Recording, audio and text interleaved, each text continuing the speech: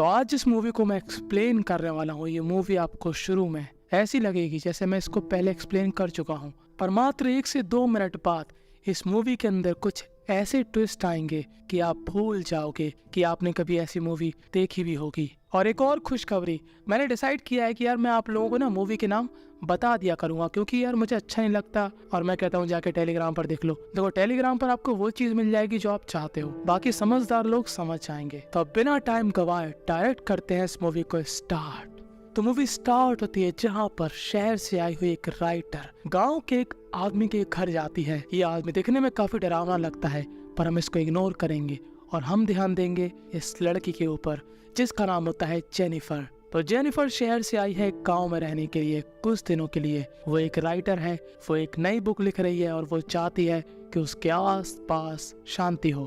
तो जिसके घर में ये रहने वाली है वो घर इसी बंदे का है। तो ये बंदा जेनिफर को चाबी देता है और उस जगह पर जाने के लिए कागज पर बना हुआ एक मैप देता है, पर इस बंदे की ड्राइंग इसकी शक्ल से मैच करती है। तो जेनिफर को इस मैप में कुछ भी समझ में नहीं आता और जेनिफर रास्ता भटक जाती है। और तभी जेनिफर को दिखता है एक पेट्रोल पंप और इस आदमी से कहती है कि मुझे ना इस जगह पर जाना है। तो ये आदमी जिसका नाम होता है जॉनी, ये कहता है अरे तुम गलत रास्ते पे आ गई हो, मैं तुमको बताता हूँ सही रास्ता कौन सा है, तुम यहाँ से जाना। और जब जेनिफर यहाँ से जा रही होती है तो गलती से पानी जॉनी को पकड़ जाता है, जिसके बाद जॉनी के दोस्त उसका मजाक उड़ाते हैं और जॉनी को ये बात अपने ईगो पर लगती है। नहीं भाई सही में अगर पानी गिर गया तेरे ऊपर तो मतलब तेरी बेइज्जती हो गई, कुछ भी मतलब। खैर हम लोग तो इस बात को इग्नोर कर सकते हैं, पर जॉनी इस बात को इग्नोर नहीं करता। फिलहाल यहाँ से जेनिफर चली जाती है और जेनिफर इस घर में रहने वाली है। और ये घर एकदम जंगल के बीचों बीच होता है, बगल में तालाब होता है जैसा कि जेनिफर को चाहिए था। तो अब जेनिफर के कपड़ों में दाग लग जाता है, तो जेनिफर यहाँ पर अपने कपड़े उतार कर अपने कपड़े धोने लगती है।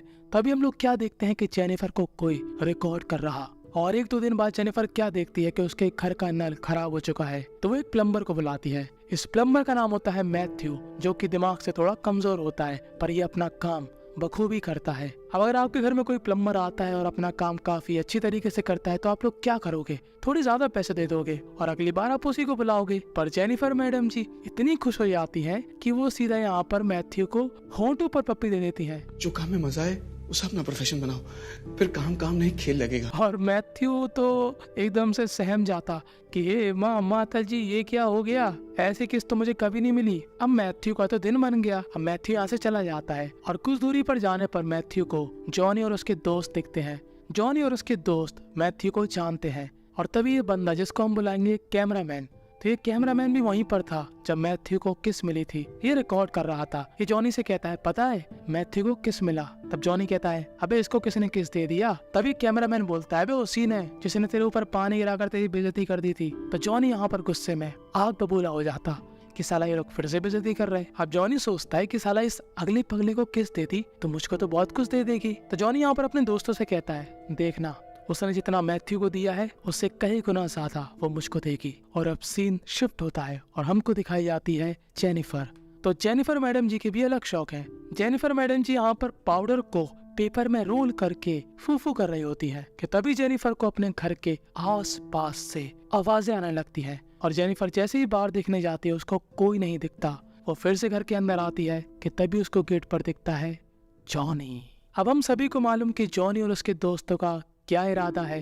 वो यहाँ पर मैथ्यू को भी अपने साथ लाए थे और जेनिफर सोचती है अच्छा कि इस पगले की वजह से मेरी लंका लग गई। अब वो यहाँ पर इन लोगों से कहती है कि तुम लोग रुक जाओ थोड़ी देर, मेरा बॉयफ्रेंड आने वाला है, वो तुम सबको मार के भगा देगा। पर इन तीनों को अच्छे से मालूम था कि घंटा इसका कोई बॉयफ्रेंड है, मैथ्यू को किस दे रही है, रहने यहाँ पर अकेले आई है, फोन पर किसी से बात भी नहीं करती। और ये लोग कहते हैं हाँ बुला अपने बॉयफ्रेंड को बुला, हम लोग रुके हुए हैं। और जॉनी का ये दोस्त जिसको हम बुलाते हैं कैमरामैन, वो यहाँ पर रिकॉर्डिंग कर रहा होता है। वो हर एक मोमेंट को कैप्चर करना चाहता है। और अब जेनिफर भी समझ जाती है कि उसका झूठ इनके सामने आ चुका है कि उसका कोई भी बॉयफ्रेंड नहीं है। वो कहती है कि प्लीज मेरे साथ कुछ भी गलत मत करना, मुझे यहाँ से जाने दो। तभी जॉनी कहता है तूने मैथ्यू को किस दी थी, तो हम लोग बस इतना ही चाहते हैं कि तू हम लोगों को भी खुश करे। कि तभी जेनिफर यहाँ पर पेपर स्प्रे डालकर इन सभी को चकमा देकर भाग जाती है। और अब जेनिफर बेचारे रोते हुए जंगलों में भाग रही होती है कि तभी जेनिफर को यहाँ पर 2 आदमी दिखते हैं। इनमें से एक आदमी होता है उसका मकान मालिक और दूसरा आदमी होता है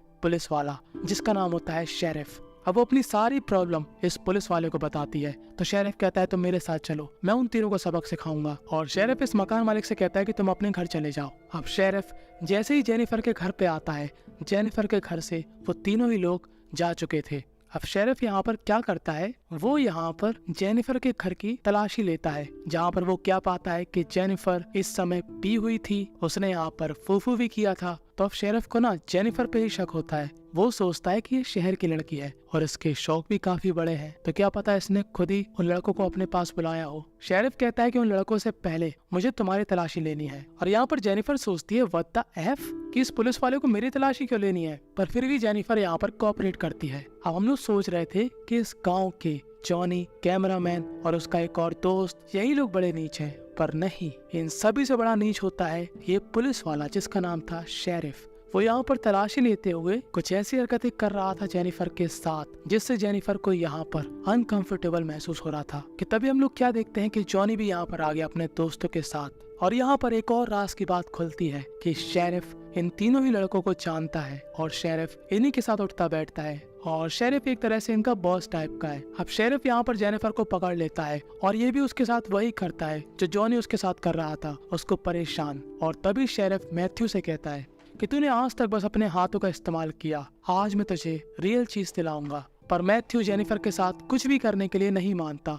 वो कहता है मैं ये सब नहीं करूंगा। पर तभी ये लोग कहते हैं कि अगर तूने ऐसा कुछ भी नहीं किया जो हम लोग तेरे से बोल रहे हैं, तो हम लोग इस लड़की को और परेशान करेंगे। तो मैथ्यू दबाव में आ जाता है और वो जेनिफर के साथ गलत काम करता है। और जब ये सभी लोग दूसरे कमरे में चले जाते हैं, तब मौका पाकर जेनिफर यहाँ से भागने लगती है। पर ये सभी लोग इसी गाँव के थे, तो इन सभी लोगों को यहाँ का रास्ता बखूबी मालूम था।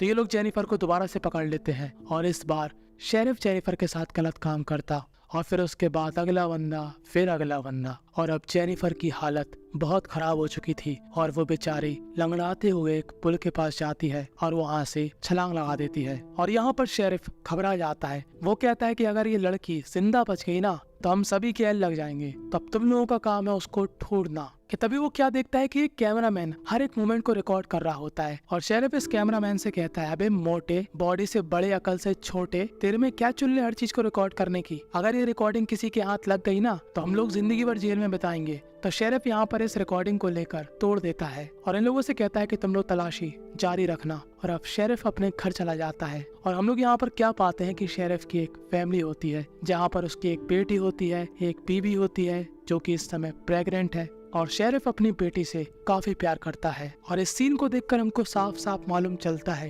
कि अपराधी किसी भी रूप में हो सकता है। अब कोई इंसान सोचेगा कि इसकी इतनी अच्छी फैमिली है, वो एक पुलिस की जॉब कर रहा है, वो एक ऐसा क्राइम भी कर सकता है। पर हम सभी लोग जानते हैं कि ये कलयुग है, कुछ भी हो सकता। खैर अब शेरिफ अगले दिन उस मकान मालिक के पास जाता है और उससे कहता है कि वो जो जेनिफर थी ना, उसने कल ही अपना घर खाली कर दिया और वो यहाँ से जा चुकी है, ये रही तुम्हारी चाबी। और दूसरी तरफ हम लोग क्या देखते हैं, मैथ्यू को, जो कि हर समय जंगल में ही घूमता रहता।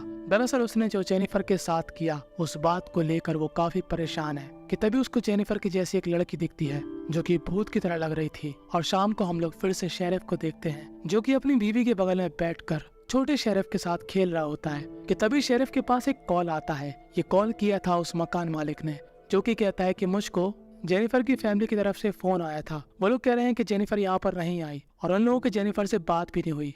और अब इस बात को सुनकर शेरिफ घबरा जाता है कि ये मैटर तो धीरे धीरे बढ़ता जा रहा। और अब होता है नया सवेरा और अब शेरिफ यहाँ पर इस मकान मालिक के साथ जंगल में शिकार करने जाता है। और वो आज जानवरों को नहीं, इस मकान मालिक का ही शिकार कर देता है, क्योंकि अब शेरिफ को सबूत छुपाने थे। और शेरिफ को मालूम था कि यह मकान मालिक सब कुछ जानता है कि आखिरी बार जेनिफर उसी के साथ थी। और अब हमको दिखाई जाती है जेनिफर, जो कि जिंदा है। उसने मैथ्यू को पकड़ के रखा था। मैथ्यू यहाँ पर कह रहा था कि मैंने कुछ भी नहीं किया, वो जो भी था वो मेरी मजबूरी थी। पर जेनिफर यहाँ पर मैथ्यू को बांधकर चली जाती है और जंगल में ही कैमरामैन और उसका दोस्त मैथ्यू को ढूंढ रहे होते हैं। कि तभी इस कैमरामैन को जेनिफर दिखती है और वो जैसे ही गुस्से में उसकी तरफ बढ़ता है, यहाँ पर एक फंदा लगा होता है जिससे इस कैमरामैन के पैर का कचूमर बन जाता। कि तभी पीछे से इसका एक और दोस्त आता है, उसको भी जेनिफर यहाँ पर बेहोश कर देती है। और अब वो इन दोनों को इतनी बुरी मौत देती है कि मैं क्या बताऊं।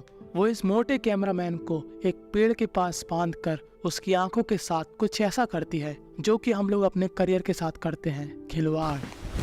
Emotional damage. और जो जॉनी का दूसरा दोस्त था उसको यहाँ पर जेनिफर गर्म पानी में उबले हुए आलू की तरह बना देती है। और अब बारी आती है जॉनी की। तो वो जॉनी के पेट्रोल पंप जाती है और उसकी तरफ पीट करके खड़ी होती है। तो जॉनी कहता है ये कौन सी लड़की है जो कि खुद ही मेरे पास आ गई और संस्कारी होना चाहती है। कि तभी जेनिफर उसको डंडा मार के यहाँ पर बेहोश कर देती है। और वो जॉनी के साथ जो करती है, हे भगवान, वो जॉनी का छोटा जॉनी काट देती है। और अब छोटा जॉनी का भी काम तमाम और बड़े जॉनी का भी काम तमाम। अब बारी थी शेरिफ की। और शेरिफ के घर में उसकी बच्ची को पढ़ाने के लिए एक ट्यूशन टीचर आती है। और ये ट्यूशन टीचर कौन होती है? जी हाँ, जेनिफर। और जब शेरिफ को इस ट्यूशन टीचर के बारे में मालूम चलता है तो वो काफी रफ्तार में खरा आता है। पर तब तक जेनिफर उसकी बेटी को लेकर चली गई थी। अब जेनिफर ने शेरिफ की बीवी से ये कहा था कि वो उसकी बेटी को पार्क घुमाने ले जा रही। तो अब शेरिफ गुस्से में उसी पार्क के पास जाता है और यहाँ पर जेनिफर धोखे से उसको भी बेहोश करके बांध देती है। और वो यहाँ पर शेरिफ को भी बड़ी यूनिक तरीके से पनिशमेंट देती है। वो शेरिफ की ही गन को शेरिफ के पिछवाड़े में घुसाकर उस गन के ट्रिगर को मैथ्यू के हाथ में बांधकर बाहर की ओर चली जाती है। अब ये सिस्टम कुछ ऐसा था कि जैसे ही मैथ्यू उठेगा और जैसे ही वो अपना हाथ आगे पीछे करेगा, ये गन का ट्रिगर दब जाएगा और शेरिफ का पिछवाड़ा फट जाएगा। और जैसे ही यहाँ पर मैथ्यू उठता है, शेरिफ मैथ्यू से कहता है कि तू बिल्कुल भी मत हिलना। पर मैथ्यू तो मैथ्यू ठहरा। मैथ्यू की बॉडी में हरकत की वजह से ये रस्सी हिल जाती है और वो गन शेरिफ के पिछवाड़े में चल जाती है। यानी कि जेनिफर का बदला हो चुका है पूरा। और जैसा कि मैंने आपसे कहा था, इस मूवी का नाम है I spit on your grave. इस मूवी से हमको यही सीखने को मिला कि जो शरीफ दिखता है वो हर बार शरीफ नहीं होता। और किसी भी अनजान आदमी को इतना भी सर पर मत चढ़ाएं कि वो आपके ही सर पर मूत दे। ऐसा ही अच्छा ज्ञान और हॉलीवुड मूवी की एक्सप्लेनेशन इसी चैनल पर मिलेगी। और अगर आपको साउथ की मूवी देखने का शौक है तो आप मेरे सेकंड चैनल को सब्सक्राइब कर सकते हो, जिसका नाम है पोलो परसिस।